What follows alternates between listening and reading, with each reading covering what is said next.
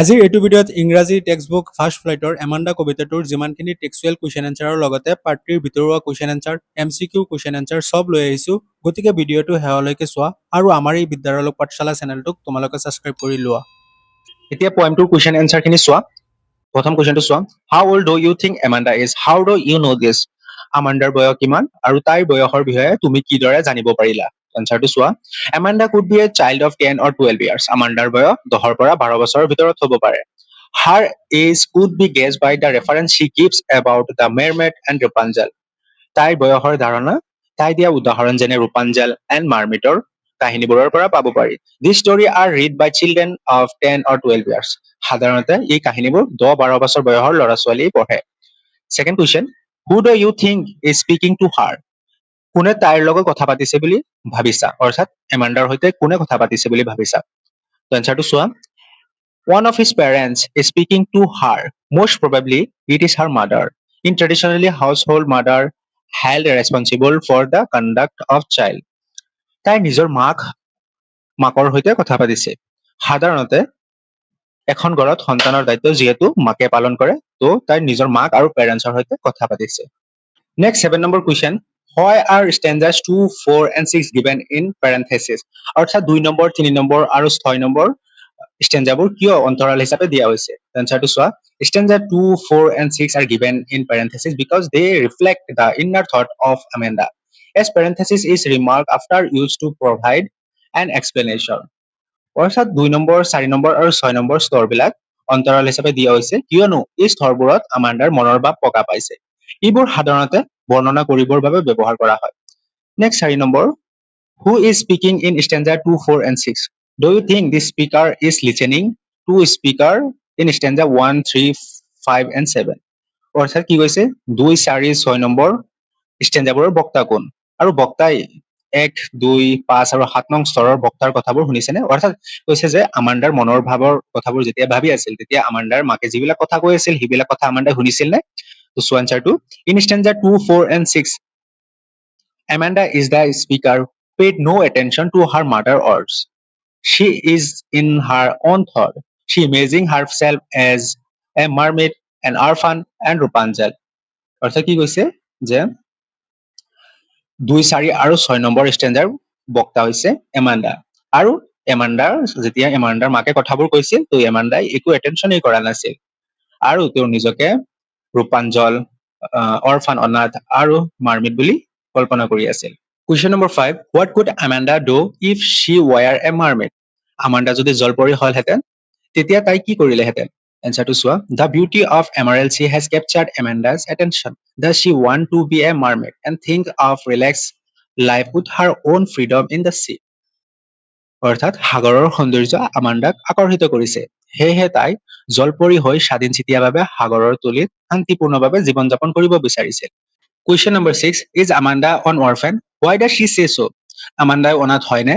তাই কিয় নিজকে তেনেকে কৈছে?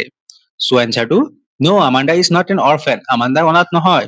Because she is painted out repeatedly by one of her parents. The continuous nagging and scolding of her parents make to say that she is an orphan. She feel that it would have seemed much better and peaceful if she has been an orphan.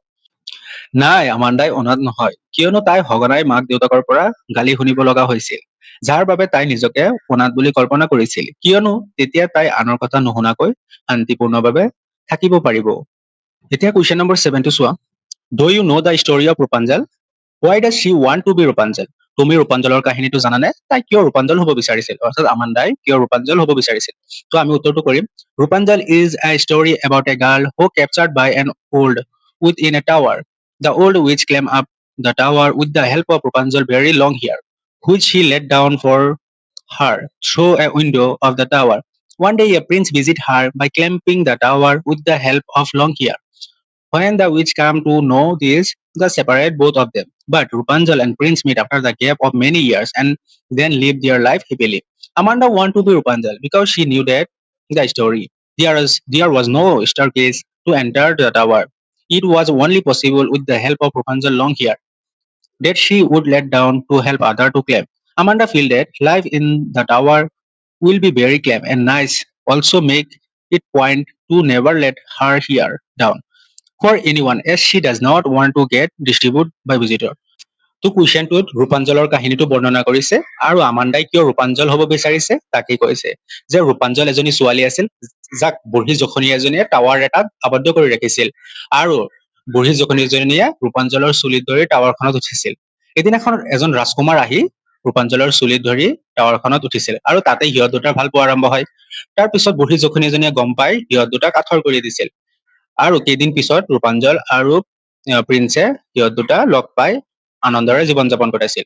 তো এই কাহিনীটো আমাণ্ডাই জানিছিল। তো আমাণ্ডাই ভাবিছিল যে তাই যদি ৰূপাঞ্জল হলহেঁতেন তাৰ দীঘল চুলিখন কেতিয়াও তললৈ ননমালেহেঁতেন আৰু টাৱাৰখনত তেওঁৰ জীৱন আনন্দৰে জীৱিত কৰিলেহেঁতেন। তো এইখিনি কৈছে মুঠতে। Question number 8, what does the girl yearn for? What does the poem tell about Amanda? ছোৱালীজনীয়ে কি বিচাৰিছিল? এই কবিতাটোত তোমাক আমাণ্ডাৰ বিষয়ে কি কৈছিল? অৰ্থাৎ আমাণ্ডাই কি বিচাৰিছিল? এই কবিতাটোত আমাণ্ডাৰ বিষয়ে কি কৈছে লিখিব গৈছে। তো আমি উত্তৰটো কৰিম।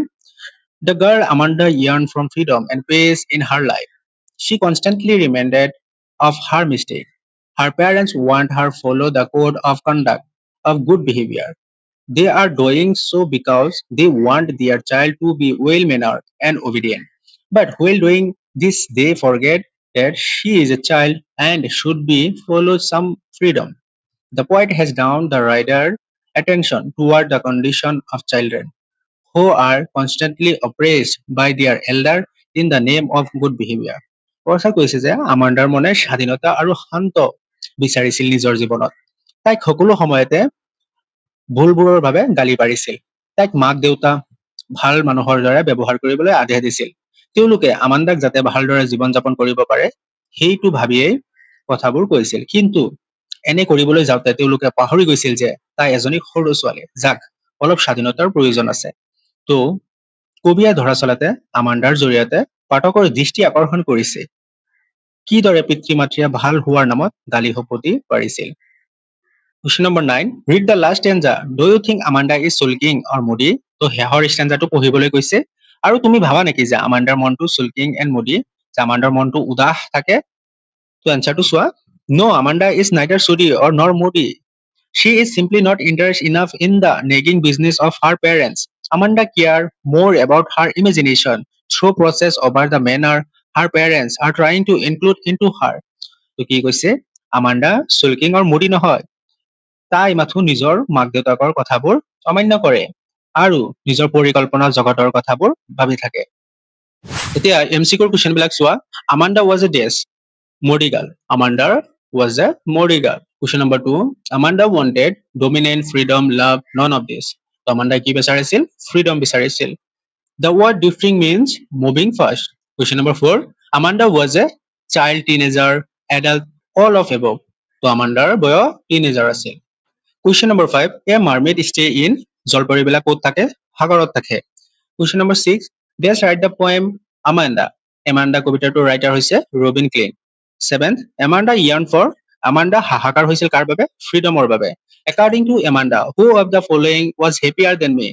আমাণ্ডাৰ মতে যে আমাণ্ডাতকৈ বেছি সুখী কোন আছিল? A mermaid, orphan, both A and B.